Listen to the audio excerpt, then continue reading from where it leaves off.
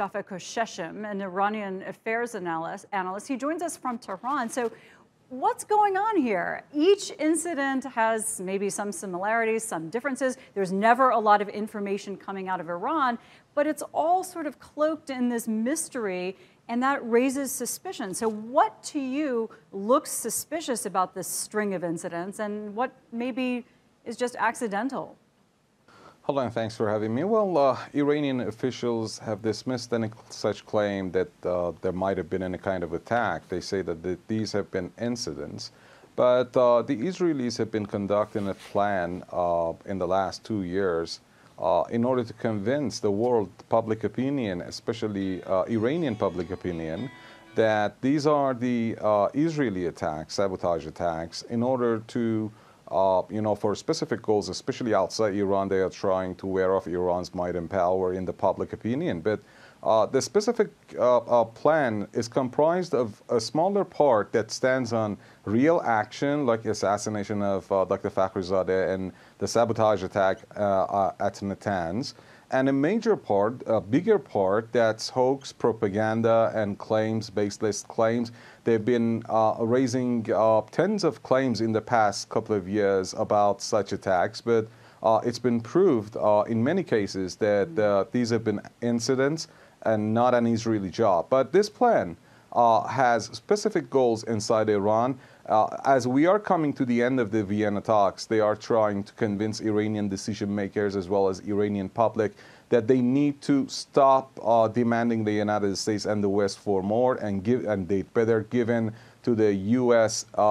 Conditions and terms in the talks underway in Vienna. And also, as we are in the election season, they are trying to launch this propaganda, intensify it, in order to convince the Iranian public they had better elect an official that's pro-talks with the United States rather than the revolutionaries. This has been underway for the past couple of years, of course, and ever since the United States containment strategy that works through sanctions and posing credible military threat lost its credibility, especially after Iranian missile strike on Ain al-Assad, as well as the Iranian shooting down of Global Hawk and the capture of the British ship. So this is an Israeli-American joint plan in order to replace the United States' no more credible threat with a newer Israeli threat in order to leave much impact on Iranian public and decision makers.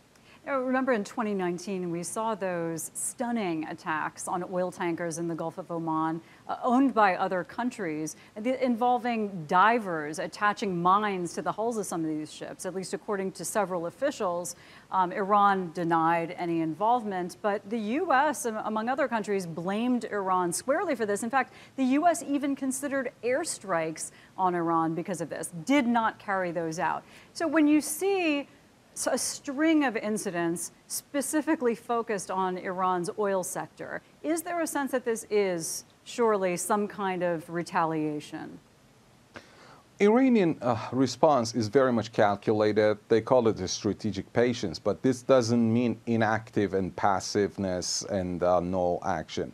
It means that Iran speaks less and acts more. I don't know if it's been Iran or it's been God punishing the Israelis, but in the past few months, the Israeli Mossad station, the main bureau of Mossad in the region, in Erbil, northern Iraq, in Kurdistan region, came under attack, and there was a blast in there, followed by a blast at the Israeli missile manufacturing, plant where they produced solid fuel for missile engines, followed by a couple of similar incidents and blasts at Israeli military industries near Tel Aviv, as well as a number of Israeli ships experienced very technical attacks in different waters from the Persian Gulf to the Mediterranean, and also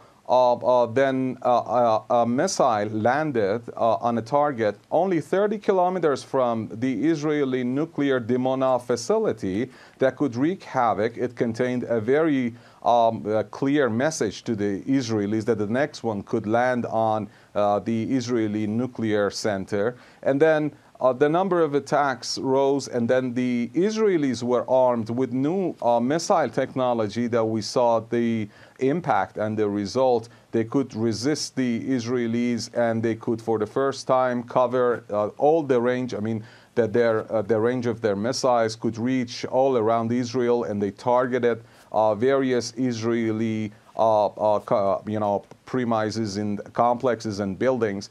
And then the result was, as we know, 2 million settlers have demanded leaving their settlements, as well as some of them are demanding to leave Israel. So the moves made a number of Israeli generals a couple of weeks ago to demand Netanyahu to stop this foolish game, this cat and mouse game. And then some believe that the replacement of Mossad chief came in the aftermath of all these tensions and escalations that have failed to convince the Iranians change course and change path. And it has caused only, it has wreaked havoc on the Israeli business and Israeli trade, especially in the sea. When you're looking at Iran's relationship to the rest of the world and what we're looking at going forward, the Trump administration took a very hard line on Iran. Like I mentioned, considered airstrikes.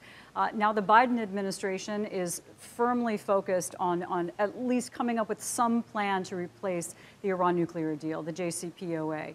What is your outlook on what's to become of that?